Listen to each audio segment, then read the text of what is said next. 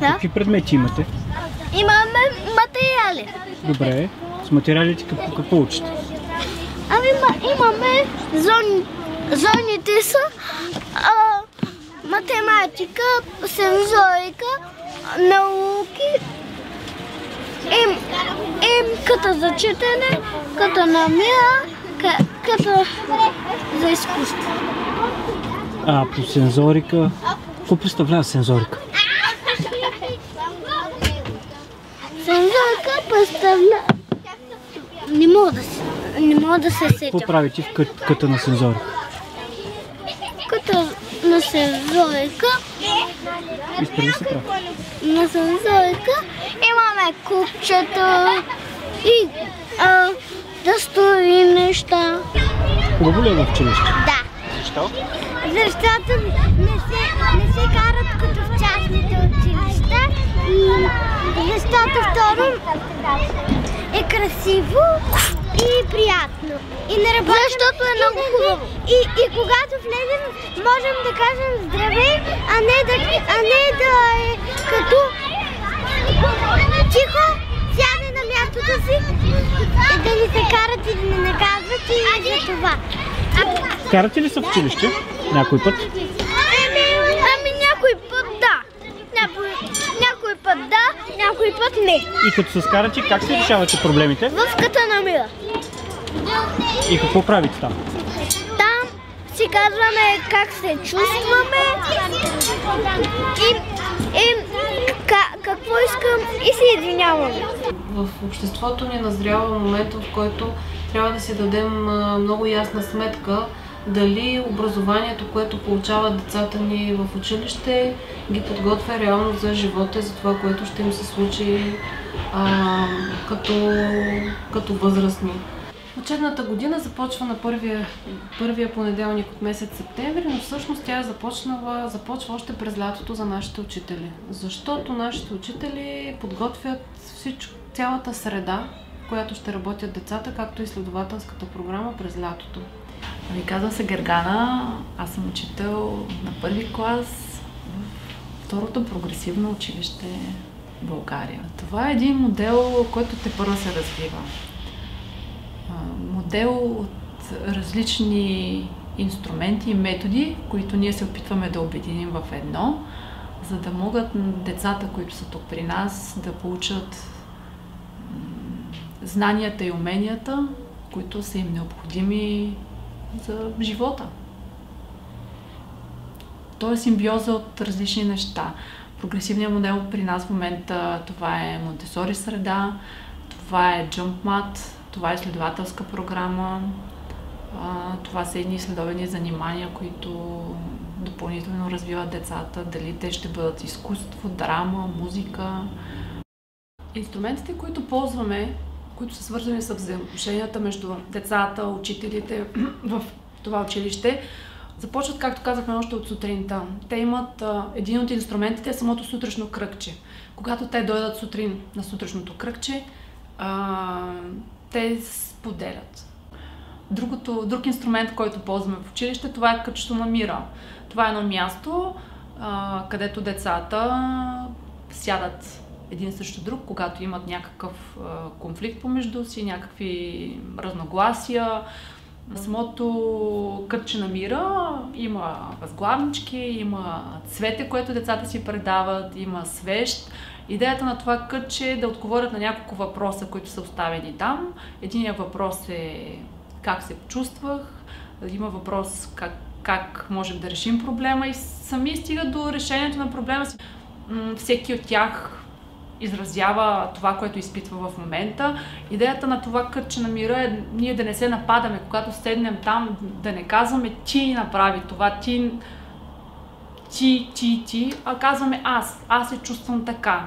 И ние много често провеждаме разговори с родителите. Ние сме изключително откровени. Както сме откровени с нашите ученици, с нашите колеги, така сме откровени и с родителите и постоянно им казваме точно какво се случва. И една от идеите, които постоянно опитваме да прилагаме, е този метод да продължи и вкъщи. Не след като затворим училищната врата, всичко да свърши. Родителите са съгласни и приемат с отворени обятия, това да продължат образованието и вкъщи. Тези правила, които се спазват в училище. Това да не прекъсваме някого, да си сложим ръка на рамото, когато искаме да кажем нещо, да бъдем по-тихи, по-смирени. Това продължава и вкъщи. И другото, което е, ние караме нашите родители да дават колкото се може повече отговорности на децата си. Както ние тук в училище сме им дали изключително голяма отговорност. Училището е тяхна отговорност. Това нещо продължава и вкъщи. Това искаме от родителите. Знаеш, даже на моменти се замислям как, когато излезем от тази среда, защото ние като децата ние сме в някаква капсулована среда. И за нас е малко трудно, когато прескочим навън. И тук сме станали толкова откровени един с друг. Дали, самата работа ни научи, екипа е такъв от хора, че станахме много открити един с друг. Яни ни предразполага, всичките тези, нали, дори Монтесори средата и нас ни предразполага. И има в един момент, аз се замислям, добре, като изляза от тук, срещам се с разни хора някъде другаде. И аз продължавам да съм толкова открита, откровена и по някакъв път това ми носи негативи, между другото. Дали също се случва и с децата, когато излязат от тук? Сигурно, ама пък поне аз се чувствам добре от това нещо. Но тези деца много пораснаха, те много се промениха. И виждаме постоянно промяната. В началото, ако те ни беше трудно да работят в екип, това е едно от нещата, които напоследък много добре се получава в груповите работи, в следователската програма. В началото те бяха единаци. Сега започнаха да работят в екип. Ние умишлено променяме постоянно групите, в които те работят в екип, за да могат да се сработят не само един с друг, а да могат всички заедно да работят. Това е нещо, което наистина има успех. Другото, което е взаимоотношенията между тях. Ние сме имали моменти, в които сме се чудили, нали, нещо не се получава. Тези деца, или някой с някой има конфликт, ама той е по-задълбочен, или не могат заедно да работят. И в следващия момент виждаш как инструментите почват да си действат, нещата се подреждат един по един. Просто ние оставихме децата сами да определят времето, за което всеки от тях ще постигне дадено. Тук нямаме днес понеделник до петък трябва да постигнем еди кои си резултати. Времето е отворено.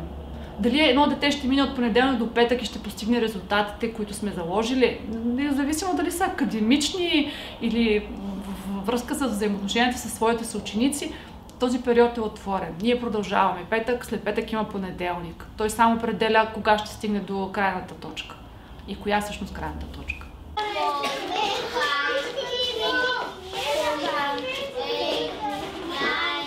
Say Wednesday 27? No. На български казваме ли сряда 27? Не. Не звучи добре, нали? Да. So, how should we change it so it sounds good in English? 7. Wednesday. 27. These two letters help us make it sound right. February. Of February. Wednesday, 27th of February. Huh. Not January? No. Not August? No. Maybe March? Can you please draw two hills? Two hills. А какво беше hills? Пита някой. Карик. Хълм. Значи, тъмно зелено. На този етап децата трябва точно трябва да се доверят, а не да им се казва, че английски език е важен, ще им служи в живота, важен е, трябва да, нали, ще си намерят хубава работа, примерно, или дава им много повече възможности, защото това е още доста абстрактно понятие за тях. По-е важно това те да заобичат и да захаресват езика. Най-често споделят родителите, не питат. Най-често казват, че детето им е в къщи. Те самите идват много въодушевени и учудени от колко думички знае детето. Или е било в дадена ситуация, в която детето е обърнало от български на английски език. И това не е дошло от провокация от родител или от някой, който е задал директен въпрос, а това е дошло от детето. Продължаваме с темата с изкуството. И сега имаме за цел да направим това, което много обичате, да легнете на земята О, да! Това е най-хубавата част. Най-хубавата. Само молбата ми е следната, ще ви помоля затваряйте очите, тишина, за да може да чувате ясно текста и след това да може да изобразите това, което чуете. Алекс, готови ли сме? Алекс, готови ли сме?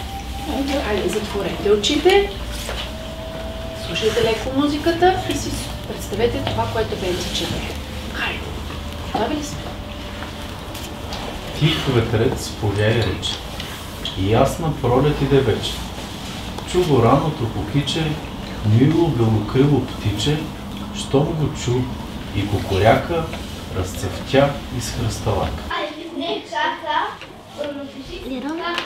Да, знаеш ли, които са в реката, където е така растат и така? Подобно. Да? Аз съм чак тук. Имаш ли да стеня? Да, ето ми. Коя стеня си имена? Цветя, кукиче, лъвей. Това също отворим. Мирзухар имаше. Да, Мирзухар. Да ви кажа ли, аз как си го представям? Тук има това.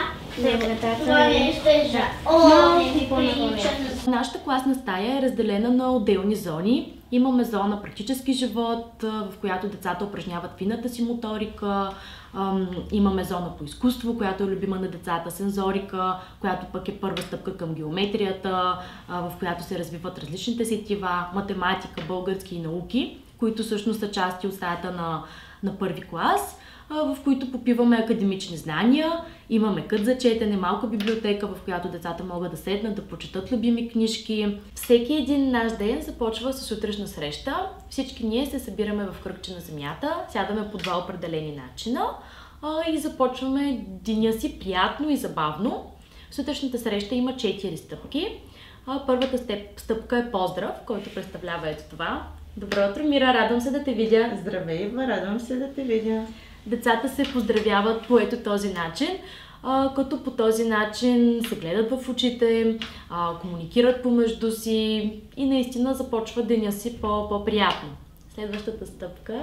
Следващата стъпка е свързана с поделянето, като то е съобразено спрямо интересите на децата в момента или съответно с изследователската програма, която също е много важна част от нашето ежедневие.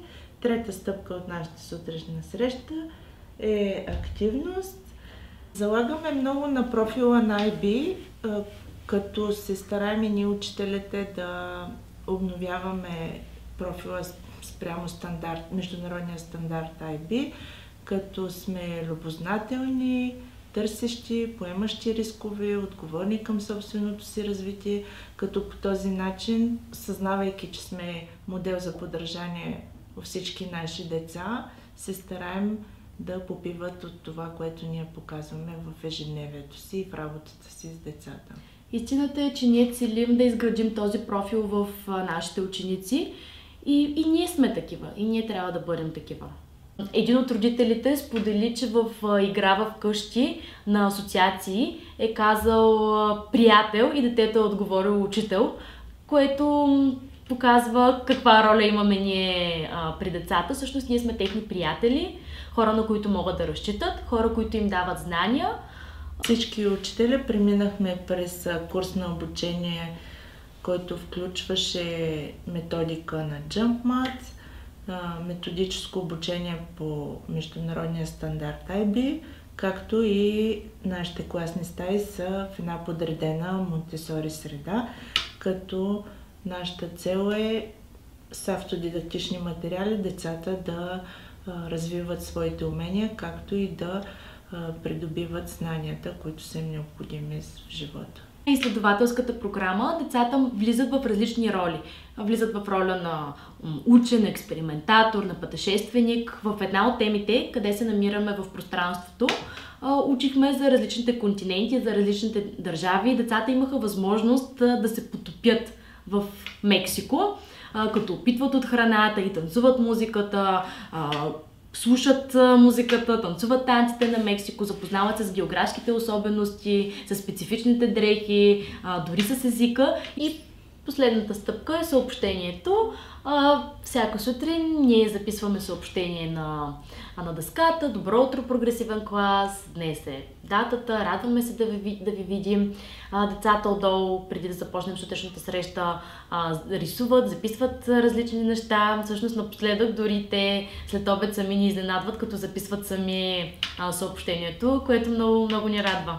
По-малко английски, за да може да излезем и да чичаме повече и да си говорим. За да може така, знаем, че имаме време за игра, имаме джиния сала, имаме преди обяд време за игра и за говорене, а не през Монтесори цикъла. Не през Монтесори цикъла, или през английски, или през какъвто и да е час. Трябва да си играем, когато трябва да си играем, а не когато не трябва. Добре. Сега ще направим няколко неща, които най-вероятно няма да ви се харесат, няма да са ви приятни.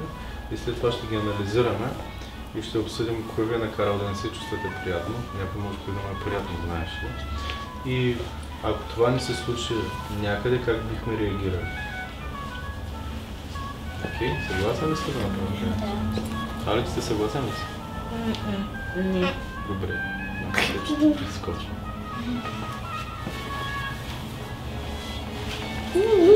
Друга зъба.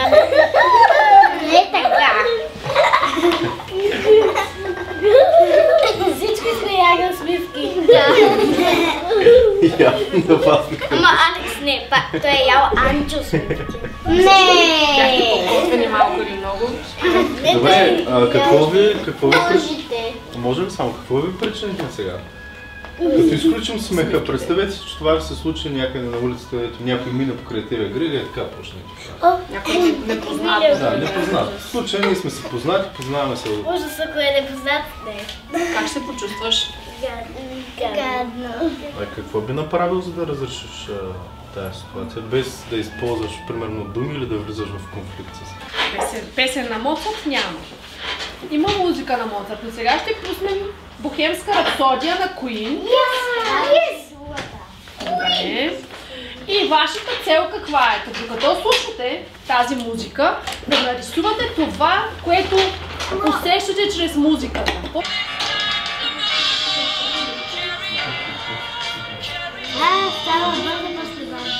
Какво ли е искал да каже композитора на тази песен, на тази музика? Че бърза Какви чувства поражда в тебе тази? Какви емоции тази? така, страдание. Така, страдание. Добре, нарисувай го както го виждаш. Защо страдат? Нещо стана. Добре. Някой е умрял. Казва мама. И люкто да скай, значи трябва да видиш небето. Айде, ще почна да рисувам това. А как се пише скай? А, да. Ама ти само пишеш. Нищо друго не пише. Тук е това пистолет. Знаеш ли, че има и мама Мия? Да, знам. Песента. Аз съм я слушал милиони пъти. И аз. Това е едно. Добре, като цяло хареса ли ти? Много. Какви чувства пороти в теб след тази конструкция? Вътре какво друго почувства? Това, което ми харесва в това училище, че имам свобода, че няма рамка и когато поиска, мога да излизам от рамката. Аз го възприемам като кубизъм в образователната система. Кръгчето, което правим всяка сутрин, говорим за уважение, говорим за любов, споделяме си. И това е времето, в което... това е времето на децата. В което те могат да кажат как се чувстват, споделят как се чувстват, споделят защо са тъжни, какво ги е наранило, защо са щастливи. Истории от личния живот. И даваме възможност на децата да говорят. Това, от което те имат нужда. Да споделят и да говорят. Тя се нарича Анабел и да, и аз искам за нея да се говоря. Тя казва, че има история за нея, аз я знам и казва, че е овладяна от демон. Вие гледате ли у дома такива филми? Не, гадни са, защото после аз не мога да спя. Аз винаги се завървам през глава, а после като гледам. Тая Монтесори среда, която има в стаята, е страшно помощно средство за поведението на децата. Ние нямаме този проблем с поведение. Защото децата са концентрирани върху това, което искат да правят.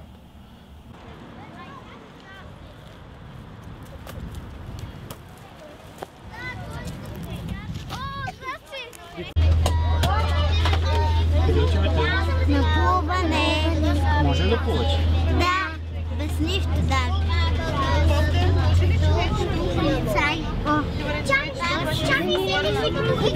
Какво правиш тук? Къде отивате? Учим на гимнастика, а пък ти какво правиш тук? Правя грешност днес и вчера и утре и днес. Престъпвам безшумно и праз. Белята готова за вчас.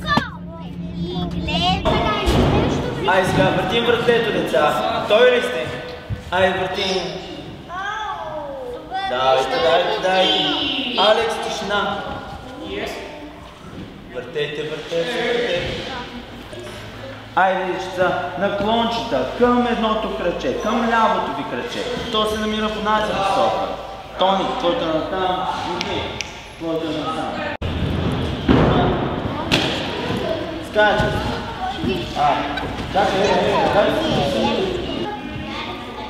Браво, добро, добре, почти. Райче, давай се върти си на обратно, моето си.